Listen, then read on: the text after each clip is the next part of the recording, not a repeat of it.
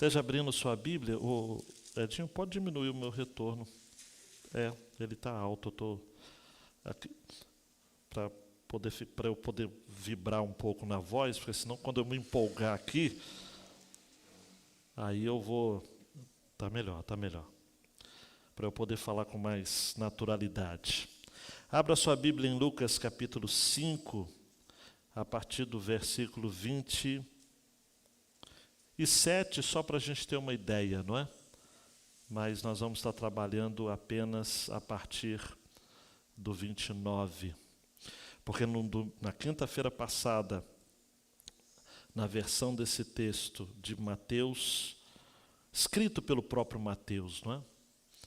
Eu disse aqui, mas é sempre importante repetir, não é? Tanto Marcos quanto Lucas, nesse episódio, eles não dão o nome Mateus. Eles se referem a Mateus com o seu nome de nascimento, Levi. Tudo leva a crer que Mateus foi o nome que Jesus deu a Levi. E Mateus gosta deste nome, ele vai usar esse nome quando ele vai retratar a sua experiência de conversão e quando ele vai fazer a sua lista dos 12, ele vai colocar o seu nome, Mateus. Nas listas de Marcos e Lucas, dos 12, também é apresentado Mateus.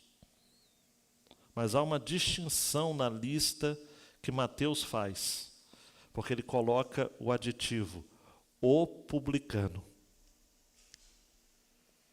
E essa é uma curiosidade, porque Mateus se declarou como aquele a quem de fato o Senhor o alcançou quando ele estava numa posição abjeta, detestável. Ser publicano era algo detestável para os judeus. Eu entrei em detalhes aqui na última quinta-feira com vocês. Então, só para compreensão do contexto, Lucas 5, 27 em diante, sendo que a ênfase da mensagem de hoje é o 29 a 32. Depois disso, Jesus saiu e viu um publicano chamado Levi, sentado na coletoria. E lhe disse: siga-me. Ele se levantou e, deixando tudo, o seguiu. Deixa eu só abrir um outro parênteses aqui. Somente Lucas coloca deixando tudo. Eu disse para vocês na última quinta-feira que eu tenho para mim que Mateus foi o que precisou abrir mão de mais coisas para se tornar discípulo. Porque dentre os 12 ele era o mais rico, dentre os 12 ele era o mais abastado, no sentido também de vínculos com a sociedade mais alta, claro, porque a sociedade média e baixa odiavam-no por ser publicano, mas ele tinha muitos amigos no seu círculo, e daqui a pouco você vai entender isso. E ele teve que abrir mão de tudo, deixando tudo. Tem gente aqui que precisa entender isso, deixando tudo. O seguiu. E agora então, verso 29, que vai ser a nossa parte aqui da mensagem. Então Levi lhe ofereceu um grande banquete em sua casa, uma grande refeição. E era grande, mais uma vez o adjetivo grande, né?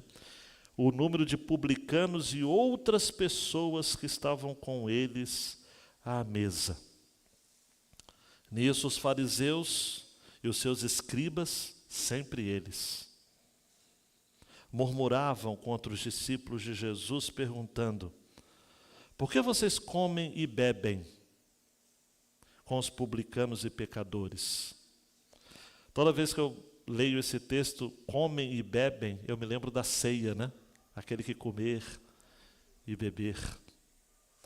Em outras palavras, a religião, amados, está sempre questionando por que Jesus escolhe cear com os pecadores? Por que Jesus insiste em caminhar com gente complicada, com gente suja, com gente mal falada, mal amada? Por que vocês comem e bebem com os publicanos e pecadores? Jesus tomou a palavra e disse: os sãos não precisam de médico, e sim os doentes. Eu não vim chamar justos, e sim pecadores ao arrependimento. Deus, por favor, o Senhor tem uma palavra para dar a nós nesta noite. Me dê condições de comunicar tudo aquilo que o Senhor colocou no meu coração. Que eu seja fiel na transmissão, que não haja obstáculos para que entendamos a sua palavra. No nome de Jesus. Amém. Ô Iago, dê um clique aí, por favor, meu filho. Discipulado é aceitar o convite de Jesus para abandonarmos o nosso conforto, abrigando-nos em sua graça. Maravilhosa graça. Ser discípulo de Jesus é ser chamado para abandonar aquilo que é conforto, a nossa coletoria. Você já deixou a sua coletoria? Diz o texto que Levi ou Mateus estava sentado na sua coletoria. Mas quando ele ouviu o chamado de Jesus, ele deixou tudo. Ele se levantou. Eu fico imaginando se ele fosse um funcionário público como os de hoje, ele pegaria o seu crachá, deixaria na mesa, ele pegaria os seus documentos de trabalho, as suas referências, deixaria na mesa e ele seguiu a Jesus.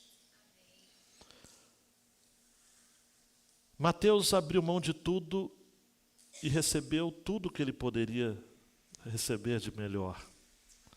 Ele abriu mão de tudo aquilo que o mundo lhe oferecia, porque ele era um coletor de impostos, alguém que ocupava uma posição de lidar com as pessoas, né? Ele não era como Zaqueu, que também era publicano, mas era de um cargo maior. Zaqueu não lidava com as pessoas. Zaqueu era uma espécie de maioral dos publicanos, um superintendente, digamos assim. Mateus não. Mateus era conhecido, Mateus era o homem a quem todos sabiam onde morava e tinham asco dele. Quando ele passava, as crianças jogavam ovo podre, maçã podre, cuspiam nele os homens. Ele era considerado impuro. A coisa era tão séria, como eu já disse na quinta-feira passada, que as pessoas pagavam os impostos de tudo, né? Impostos de mercadorias, impostos de tráfego, no sentido de pescaria, condução, transporte, e as pessoas pagavam o imposto na medida certa, o dinheiro contado, porque se houvesse troco, o judeu não recebia o troco das mãos de um publicano. O publicano não podia participar de culto no templo nem na sinagoga. O publicano não podia pegar o livro da lei para estudar publicamente. É algo incrível, amados, que Mateus, dos 4 evangelistas, foi o que mais fez citações do Antigo Testamento. Mais de 100, quase 100. O evangelho de Mateus é o evangelho escrito para os judeus. Por quê? Porque Mateus, no seu privado, amava as Escrituras. Ele amava o Antigo Testamento.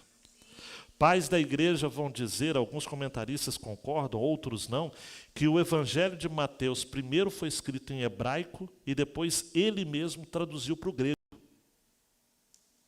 E referências fortes da história admitem isso. Mateus é o Evangelho, amados, de alguém que seria algo que a gente hoje chama de copydesk, né? Eu, quando escrevi meu primeiro livro, eu chamei um professor meu de seminário, e ele falou: Ezequias, eu vou ser seu copydesk. Eu falei: o que é isso, professor? Ele falou o seguinte: me manda o seu texto, e eu vou reescrever o seu texto, em tom editorial. Então ele pegou os meus discursos, os meus sermões e fez uma redação. Mateus fez isso em relação aos discursos de Jesus, porque o Evangelho de Mateus nada mais é do que os 5 grandes discursos de Jesus. Há quem diga que Mateus não apenas copiou os discursos orais de Jesus, mas há quem diga, e a ficção do The Chosen mostra isso, que Jesus teria combinado junto com Mateus, pregado primeiro junto com Mateus, compartilhado aquilo que ele iria falar nos seus discursos, sobretudo o mais famoso deles, que foi o Sermão do Monte, que só Mateus registra. Tudo bem que Lucas também tem alguns trechos do Sermão do Monte, mas a íntegra do Sermão do Monte está em Mateus, dos capítulos 5 a 7. Mateus foi alguém, amados e amadas, que viveu aquilo que eu chamo de escândalo da graça. Eu não sei, Iago, os pontos eu destaquei como no slide? Já coloquei de cara. O escândalo da graça. Como eu gosto de pensar em Mateus assim.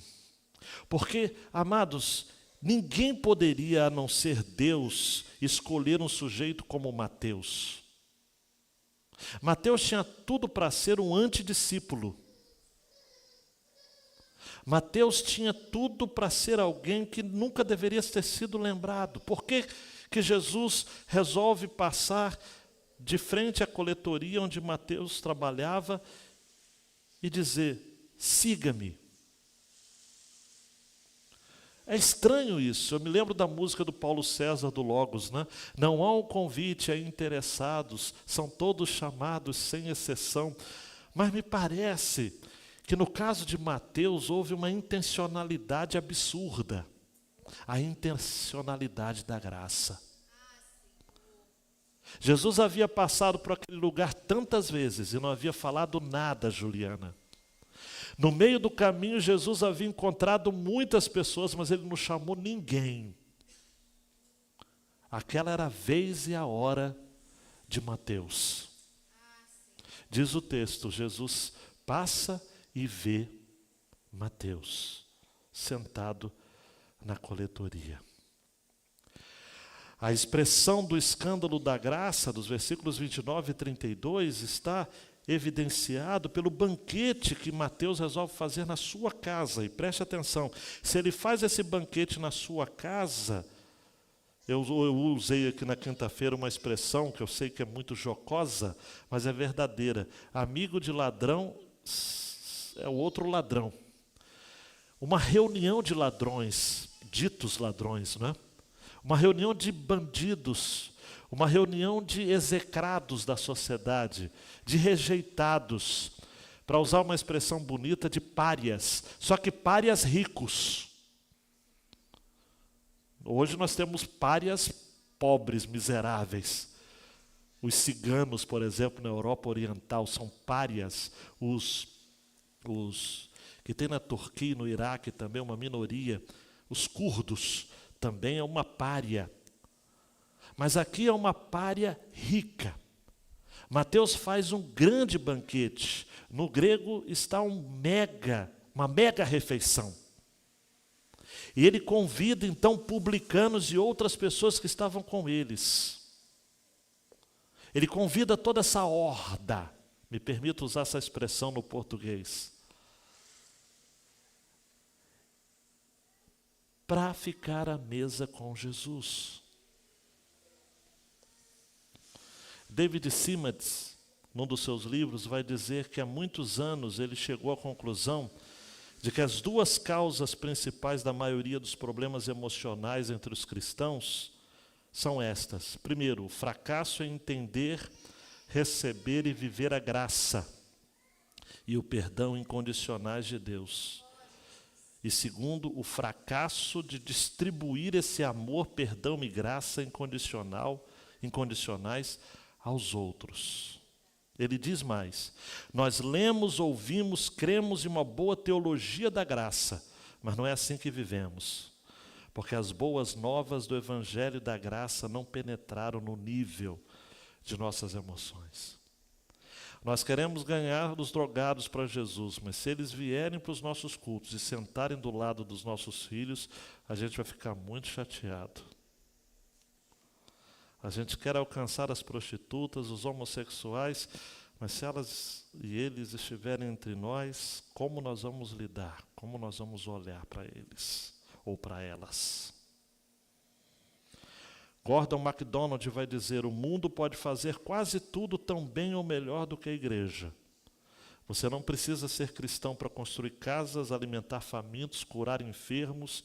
Há apenas uma coisa que o mundo não pode fazer: ele não pode oferecer a graça. A única contribuição que realmente importa é a graça. Há quem diga que Mateus tinha em mente 3 propósitos para fazer essa grande refeição. Primeiro, queria honrar o Senhor. Ele queria dizer: Jesus, agora a minha vida tem sentido, agora a minha vida tem propósito. Segundo, ele queria testemunhar publicamente aos seus amigos, dizendo o seguinte: olha, a partir de agora eu não vou mais voltar à minha coletoria. Eu continuo publicando, por isso que quando ele vai escrever a lista, ele vai dizer Mateus, o publicano. Ele não disse Mateus, o que era publicano. Ele diz Mateus, o publicano. Porque essa vai ser a minha imagem, essa vai ser a minha identidade. A minha função tomou lugar da minha própria identidade.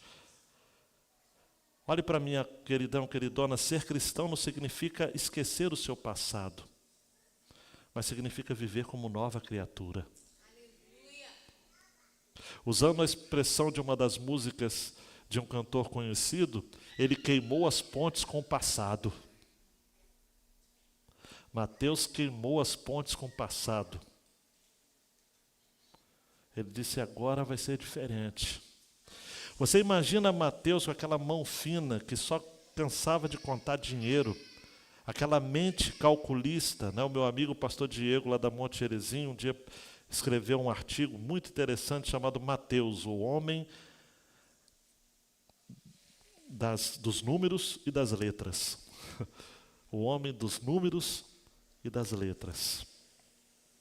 E agora, ele apresenta Jesus aos seus amigos. Eu não sei o que Mateus disse. Eu não sei como que ele, quando levantou, por exemplo, a taça, o que ele disse.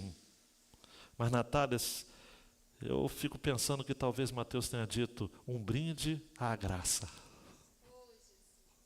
Um brinde à graça. Eu gosto de pensar na alegria de Mateus ou de Levi em compartilhar Jesus com seus amigos. Jesus nunca concordou com a ganância, nem com a injustiça, com qualquer outra prática daqueles homens. Jesus não estava ali dizendo: eu aprovo tudo que esses homens fazem e são. Assim como Jesus não concorda também com nenhum pecado nosso, mas ele não está compactuado com os pecados daqueles publicanos, mas ele se relacionava com eles. Para Jesus, por mais que talvez isso seja muito para a sua cabeça legalista, estar com pecadores não significava estar apoiando os pecados. Porque aquelas pessoas poderiam ser como Levi. Um dia poderiam ser chamadas e perdoadas. Um autor que eu tenho usado para referência das minhas mensagens é Aramis de Barros. Ele escreveu um livro em 2017 sobre os discípulos de Jesus. A Agnus publicou. Acerca de Mateus, ele vai dizer que Mateus foi um talentoso escritor, um ardoroso discípulo. Talvez, ele vai dizer isso, eu vou cravar aqui, o melhor preparado intelectualmente entre os 12. Uma formação que o equipou para testemunhar àqueles que ocupavam posições de autoridade com ele. Por isso que o seu evangelho é tão precioso. E talvez por isso que ele seja o primeiro na ordem dos 4, embora não seja, ao meu ver, o primeiro a ser escrito. O evangelho primeiro foi de Marcos. Mas Mateus tem um destaque. Eu não quero dar muito ibope para eles, mas essa turma de fariseus e escribas é dura de engolir eles, né? Porque tem gente, amados e amadas, eu vou ser muito rápido no meu comentário, que nunca está satisfeito com a alegria do outro.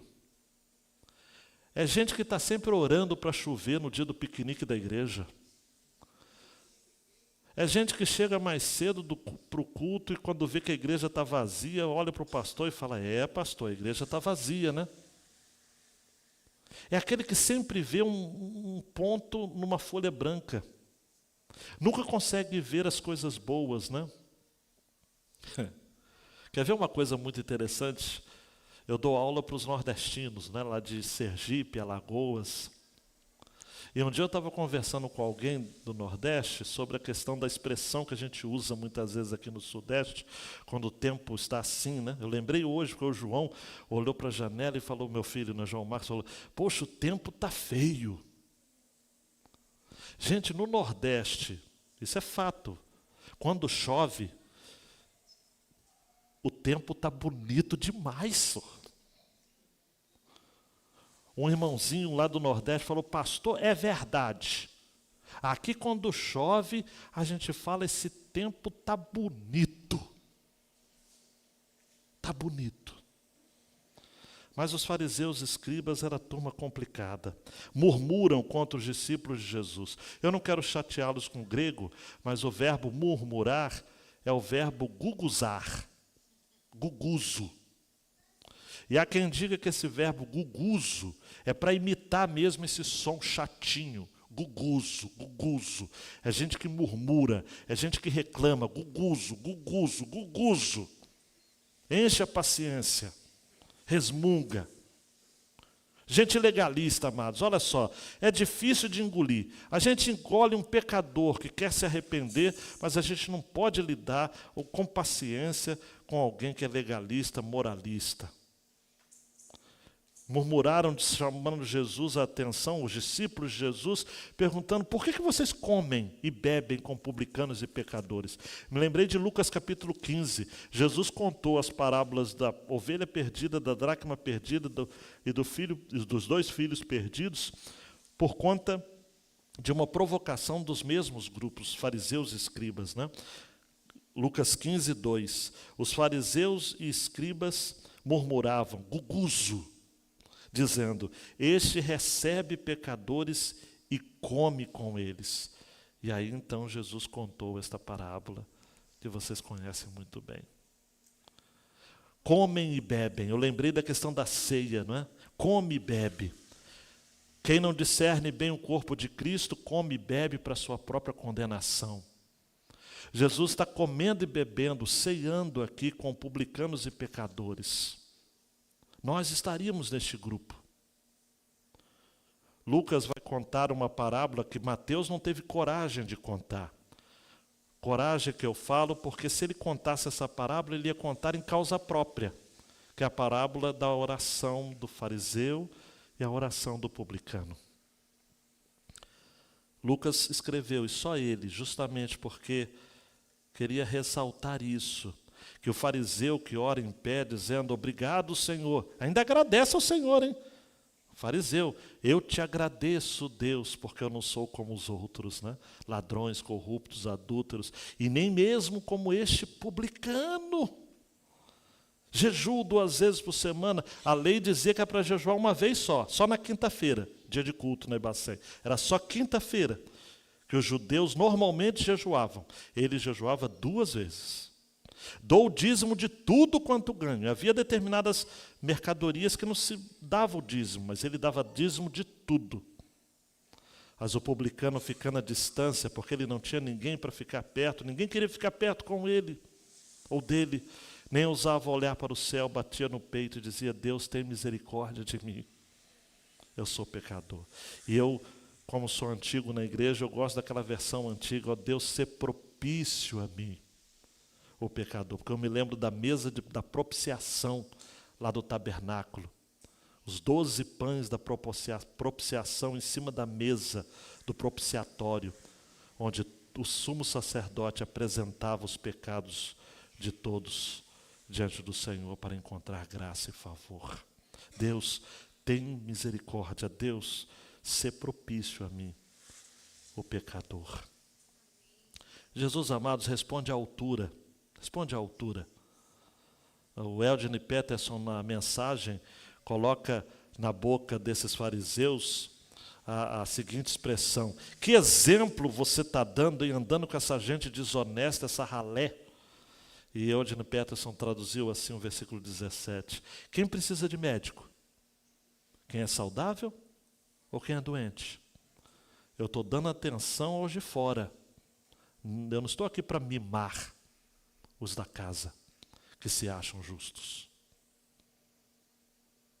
Queridão, queridona, me permita dar uma palavra que eu julgo ser dura, mas o Espírito Santo está mandando eu dar para você. Jesus não veio para mimar os crentezinhos que se acham melhores do que os outros. Chega. Você vai ficar mamando até quando? Chega uma hora que você precisa crescer. Entender que Jesus veio, amados, para os doentes e para os pecadores. E não por justos, que se acham justos e que não procuram o arrependimento. Oséias 6,6 diz: desejo misericórdia e não sacrifícios, conhecimento de Deus em vez de holocaustos. Isaías 57,15, quem souber pode dar glória a Deus, porque é um texto valioso. Isso diz o alto e o sublime, que vive para sempre, cujo nome é santo. Habito num lugar alto e santo, mas também habito com contrito e humilde de espírito, para dar novo ânimo ao espírito do humilde e novo alento ao coração do contrito. Só os que se reconhecem doentes e pecadores é que buscam a salvação que há em Cristo Jesus. O falecido Tim Keller disse, num dos seus livros, de que hoje nós precisamos pregar a uma humanidade que quer se salvar da ideia da salvação. Eu disse isso recentemente para meus alunos do seminário. Nós pregamos para quem não quer ouvir. Nós evangelizamos quem não quer ser salvo. Porque enquanto não se reconhece doente e pecador, não se busca salvação. A salvação não é para aqueles que se consideram dignos, é para os indignos. Jesus veio para salvar pecadores perdidos, pobres, sofredores, famintos e sedentos. Só os que se humilham podem ser salvos. E a única pessoa pela qual Jesus nada faz é aquela que se julga tão boa que não necessita de que ninguém a ajude. Isso é verdade. Lutero disse num dos seus comentários de que assim como o diabo, a lei de Moisés condena, nós não necessitamos de Cristo para condenar-nos, e ele tampouco foi enviado para condenar. Ele veio para salvar. Lucas 19:10. O Filho do Homem veio para salvar e buscar o que se havia perdido. Jesus veio para salvar os pecadores, os mendigos, os perdidos, os extraviados, os sobrecarregados, os famintos e os sedentos. Por conta disso, queridão e queridona, que como crentes alcançados pela graça, nós temos a obrigação de ministrarmos graça às outras pessoas. J.C. Ryle vai dizer de que não existe graça divina no homem que não se preocupa com a salvação de outros homens. Não existe graça divina no coração do homem que não se preocupa com a salvação dos outros homens. Ele diz mais: a alma que foi chamada por Deus desejará ardentemente que outros tenham a mesma chamada, porque um homem salvo não desejará ir sozinho para o céu. Quem é salvo entende que a gente só pode desejar ir para o céu em caravana. A gente pode fazer muita coisa sozinho aqui na terra, muita coisa, mas para o céu a gente só vai em caravana. Amém. Em caravana. Iago, dando 2 cliques, meu filho, para a gente caminhar para o final. Você tem feito da sua casa uma extensão da nossa igreja? Através de seus relacionamentos, você pode contagiar pessoas com a verdade do Evangelho em sua vida. Levante seus olhos, os campos estão maduros para a ceifa. É só você falar, é só você tocar, é só você contagiar. O melhor contágio, C.S. Lewis vai escrever no seu Cristianismo Puro e Simples, que todo cristão, que Cristo veio ao mundo e se fez homem, a fim de disseminar nos homens o tipo de vida que ele, C.S. Lewis, chama de boa infecção. E ele diz que todo cristão deve tornar-se um pequeno Cristo. O propósito de se tornar cristão não pode ser outro. Vidas a alcançar.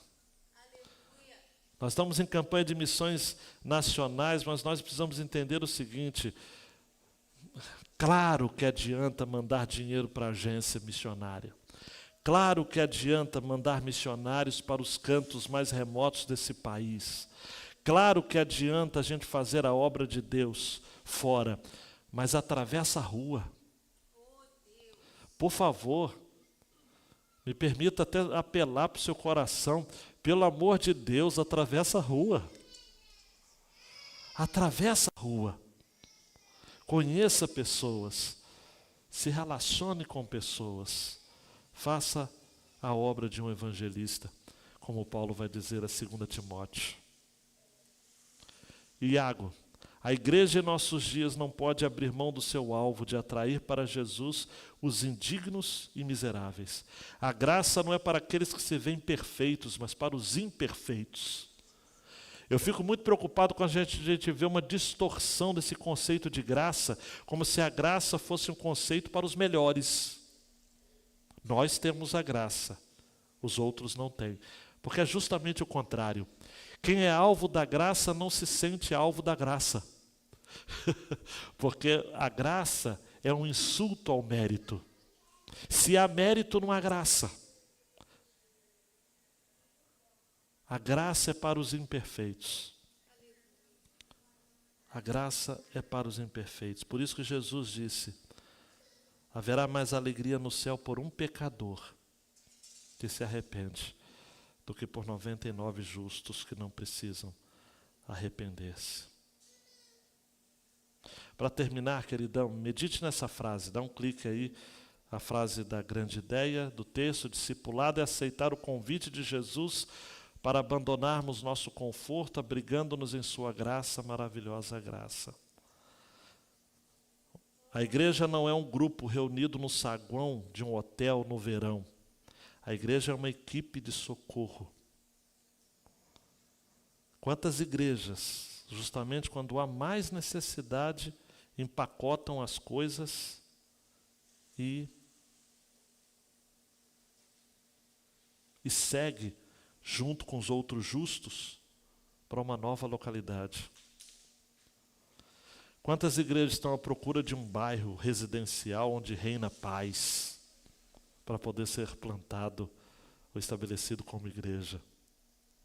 Nós precisamos estar onde a coisa está feia, onde há clamores perturbadores e pecado e necessidade. Se a gente se afastar, como é que a gente vai alcançar e salvar os pecadores?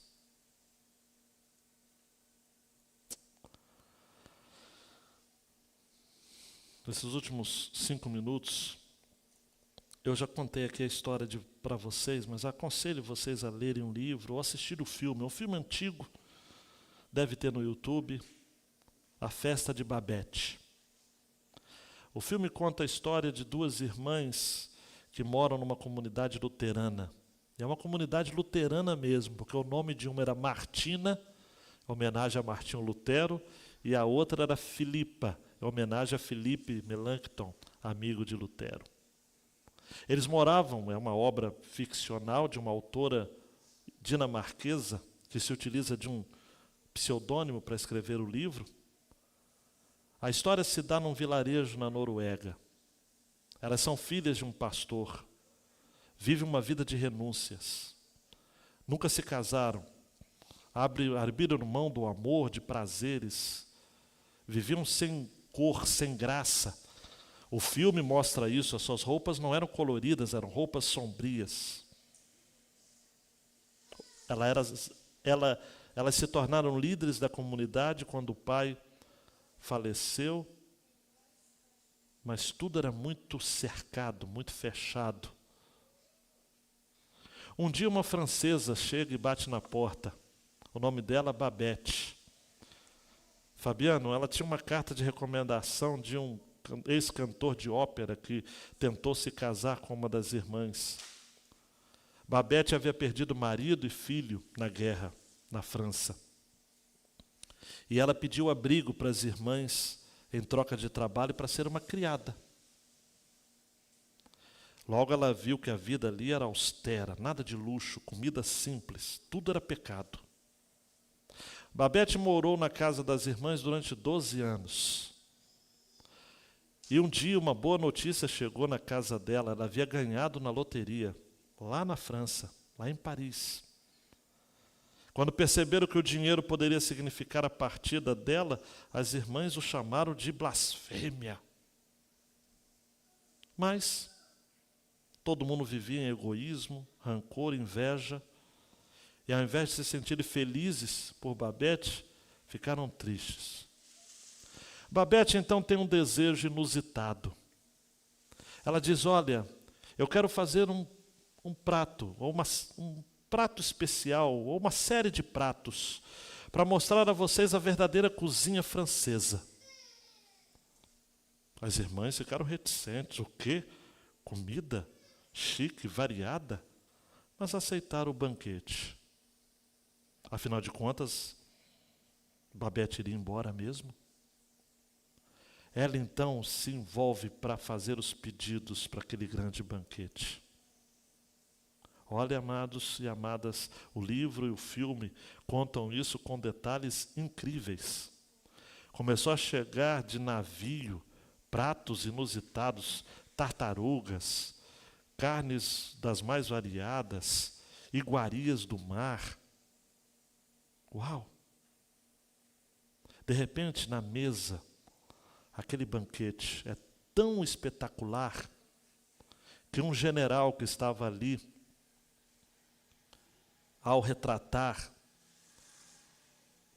o seu contentamento com aquela refeição, ele fala o seguinte: nós estamos diante de um presente que custou tudo para quem doou e nada para quem recebeu.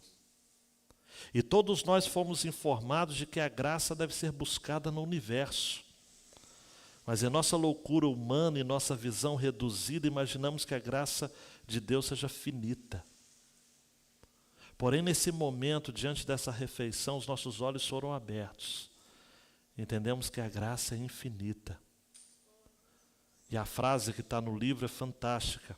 A graça, meus amigos, não exige nada de nós, a não ser que aguardemos com confiança e a reconheçamos com gratidão. Por que graça?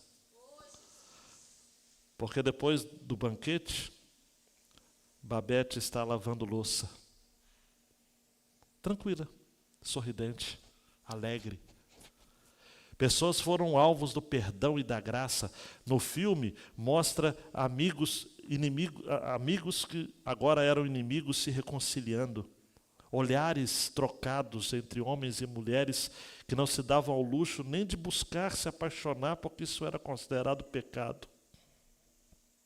Babette está ali toda feliz, lavando toda aquela louça. Chegam as irmãs e falam para ela, que pena, né? Foi incrível o jantar. Foi um escândalo da graça, diria eu. Mas que pena que você vai embora, né? E ela disse, o quê? Eu? Ir embora? Não. Eu decidi ficar, porque eu quis fazer esse banquete para vocês e para todo o nosso vilarejo. E ele custou tudo o que eu tinha. Não está no texto não, mas anota isso que é bom. Mateus gastou também todas as suas reservas para fazer, se não esse banquete, outras doações mais. Porque agora o propósito da sua vida não era ficar marcando caderneta e números de pessoas que lhe davam dinheiro e impostos que eram cobrados. Ele que era bom de letras e bom de números, agora ele se tornou bom em seguir o Mestre, em ouvir do Mestre, em servir o Mestre. Que a minha vida e que a sua vida encontre o sentido dela em Jesus. Não naquilo que você fez, não naquilo que você faz, e muito menos naquilo que você fará. Mas com base naquilo que Jesus fez na sua vida. Ele deu sentido e propósito. Nesta noite, o mesmo Jesus que em Cafarnaum disse para Mateus algo que mudou a vida dele, diz o mesmo que tem potencial para mudar a sua vida. Siga-me. Siga-me. Siga-me. Abaixa sua cabeça, queridão e queridona. Mateus dedicou a sua vida inteira para servir a esse Jesus. Sua morte, os comentaristas e historiadores divagam. Talvez crucificado, talvez apedrejado. Há quem diga que ele esteve na Armênia.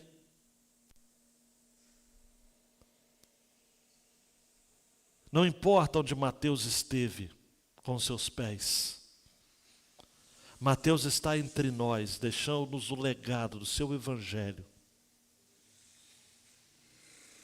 E deixou para nós a verdade cristalina. Que quando a gente ouve a voz de Jesus nos chamando, não é para a gente pensar duas vezes.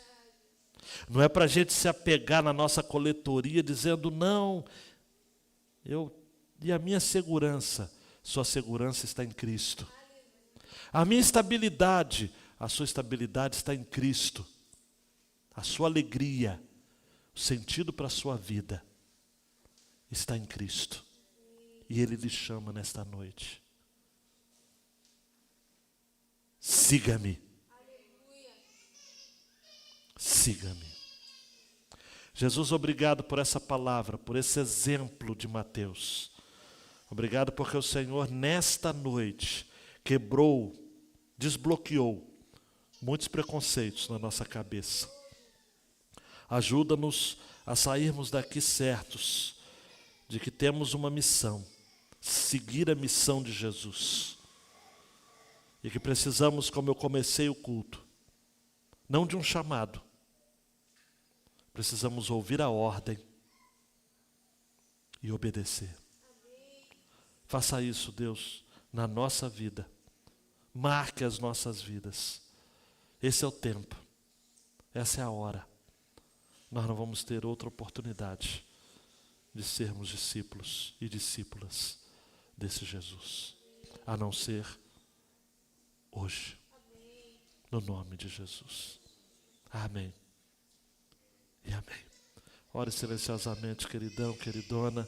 Diga, eu digo sim ao seu chamado.